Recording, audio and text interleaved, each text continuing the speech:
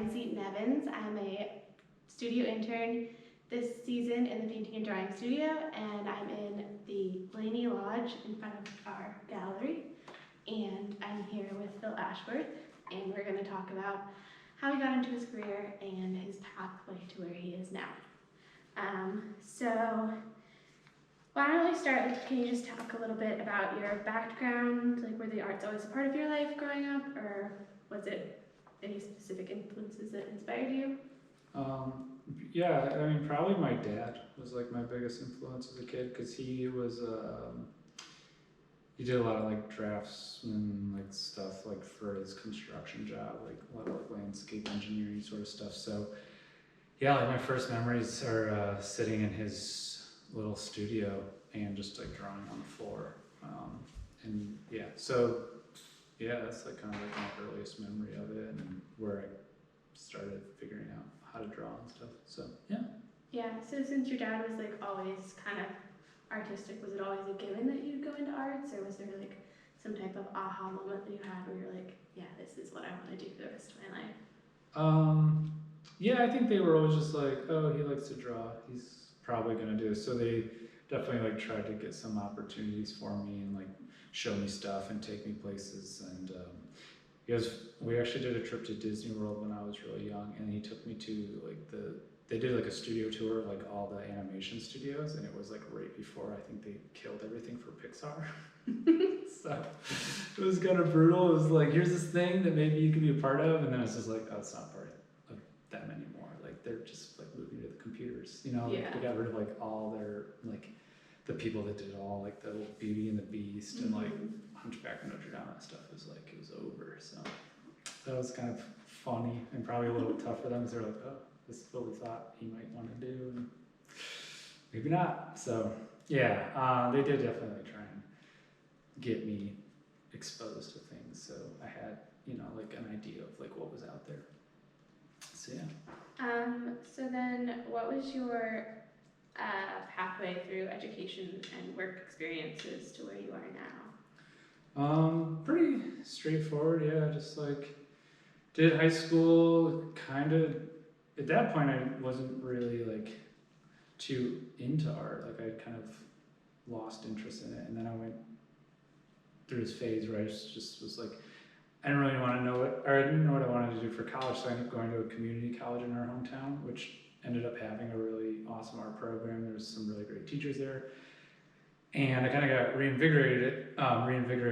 It was like through ceramics, so I spent like 2 years just like in the ceramic studio learning that and doing like the wheel and like doing all like the like wood fire like late night stuff, like those 24-hour 72-hour like weekend long like firings. And I started getting back into drawing, and then I did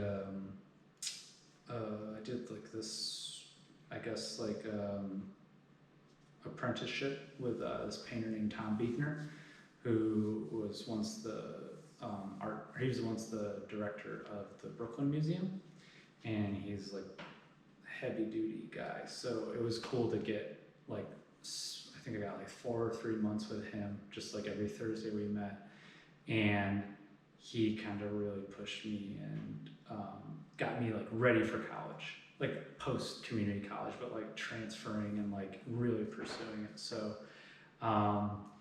yeah, that was definitely like a big push, like having a lot of those teachers at the community college. And then yeah, I transferred to the Rhode Island School of Design.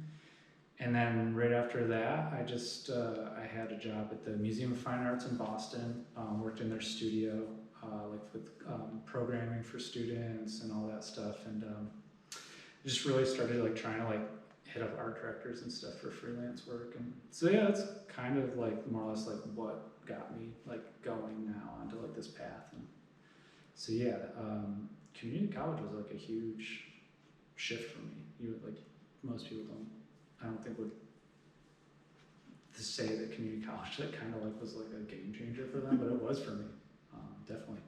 Yeah, that kind of like shifts into the next question, which is there like any one failure or opportunity you can think of that like ultimately pushed you to achieve what you achieved in art?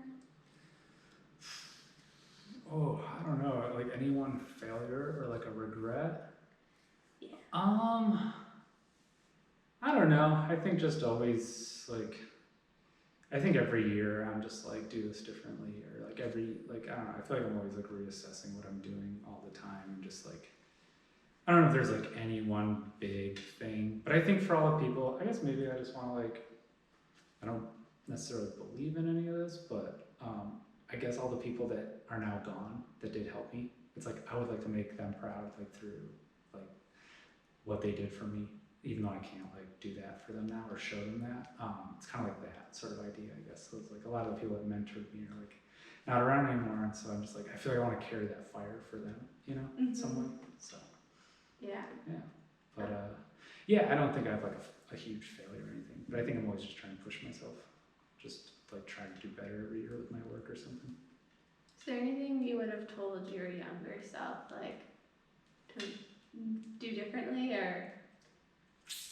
I don't know. I mean, maybe take some things a little bit more seriously. I think I definitely like, but I don't know. I think it's like kind of like teenager, like early 20s. You're just kind of like, I think everyone kind of goes through some weird phase of just like not caring or being a little ambivalent or whatever about stuff. So I think for me, I would just be like, oh, maybe just like take that a little bit more seriously, or maybe that thing a little more seriously. But I don't know. I think, you know, it's like one of those things, like some things that you screw up maybe or got you somewhere that maybe you didn't think you were gonna get, but it worked out. So I don't know. Yeah, I think I would just like try and take some things a little more seriously that I didn't, but or just try a little bit harder in some aspects. So just think about. It's good to think about where you're going and maybe what you want to do a year or two down the line. Yeah. You know. Yeah, maybe. Yeah, it's good to at least think ahead a little bit. So yeah. How were you introduced to Touchstone? Through the programs manager, Travis Winters, who I grew up with. He got the job here, and then I think I just kind of came for a visit, just to hang out with him, because he goes kayaking a lot around here, and just hanging out with him doing that. And then he showed me around like one day, and yeah, I don't know, I just thought it was like, we had like an alternative type school in the town I grew up in, Corning, New York, called 171 Cedar Arts, but I didn't really like do a lot of classes there. Because it was just like part of the downtown, and I guess I just didn't think about it. Like to me, it was just like another building in the town. But like, I don't know, I guess just seeing this like out here and like secluded, I was like, oh, whoa, is this like this weird little world on its own? So I think that was kind of like what really piqued my curiosity about it. Have craft schools like this kind of like influenced your work? I don't know if it's influenced my work, but I really appreciate, I think, with the way the world is now, I really appreciate what they offer in terms of really locking into what you want to do in your craft, and like getting some time away from like everything and like the noise, and just, it's so hard to focus, I feel like, anymore in just like your day-to-day life with everything, that I do really appreciate what like these types of schools offer, just like a really sort of in the moment experience. So yeah. Is there any like white whale achievement that you have obtained, or like is there one you're still like pushing towards? I don't know. Let's see, this is probably like me going back to like, this is stuff you need to think about. I don't know. I don't know if I have like a big white whale. I'm sure there's like going to be like, there's projects probably that I want to do, or there's like I guess one thing that I want to do is there's an artist I really like, who I just think is kind of looked over, and I've always wanted to approach him about making a coffee table book of his work, just like an epic book about like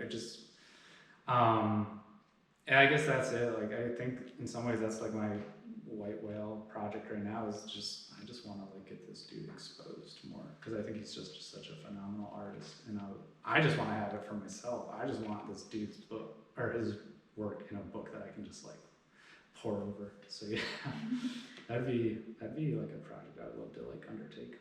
Who's the artist? I was a professor I had at the community college. Oh yeah. David Higgins. He's like just one of my favorite artists ever. I think his work's just like, it's insane. I love it. Yeah, I feel like that'd be very interesting just because it would be, like, he was such a big influence on your life too, that, like, that would be pretty awesome. Yeah. Yeah, I think that's just like, I don't know, I see so many things out there with people that get all this exposure and I'm like, I don't know, like this, I don't know, I don't know, it's kind of like a crappy thing to say about people, but yeah, just like, he's an artist where I'm like, I want the world to know about this guy. I think his work's like so amazing. Yeah. Just giving people that you think are like really special, you want to give them to the world too, you know. Mm-hmm. Get everyone like as excited about it as you are, and hope that that's like, you know, spreads through and everyone like feeds off that. So yeah, just give everyone that feeling that I get from it. Hope they like it. So yeah. What words of wisdom would you share with aspiring artists? Words of wisdom. I guess like stuff that I've really taken to heart, I guess, is just like, I guess always find what you thought was like really special to you as a kid, what attracted you to art, and like what made you really respond to it, and like I think always try to tap into that, because I think for me I went through periods where I was losing that, and then I always would come back to the thing that kind of drew me in, and I think that try to like keep that in mind when you're making that work, like what's the most special about it to you, and just always try to like keep that a part of like your artistic being. So, and I think that always like will keep you engaged and always like in love with it. So yeah, That's pretty good. Words of wisdom. Yeah. Just be who you are, and you know, people will respond. And yeah. Just like a more personal question. How did you like? Because for me, I'm a little bit scared to like just take the leap into like kind of an unknown abyss of like, will this work or will this not work? Mm-hmm. And the kind of insecurity of it all. How did you like, if you had to overcome that, or like how did you like get over that fear if you had it yourself? Or if you didn't, how did you not have it? Oh, just like jumping out into this. I don't know. I think like in some ways I just feel like there was like, I don't know what else I would do with myself. Mm-hmm. It's almost like I felt like, well, this is what you do, and I don't know what else I really think I would be good at. I mean, I do have like jobs, or I have day jobs and stuff, but like, yeah, I think ultimately it's just like you kind of just feel like this is your purpose or something, or it's like you at least need to like give it a shot. And there's always like, you know, if you have like a strong network of friends and people, there's like always people you can bounce off of, and like there's always people that'll be there for you. So I don't think you ever have to worry about like failing and like it's over, you know. And it's like always kind of good to fail a little bit, because then you kind of build some resiliency and like you learn how to take those hits. So yeah, I think it's better than not trying, at least, you know. So at least, you know, you gave it a shot no matter what. So yeah. Cool. Just go for it.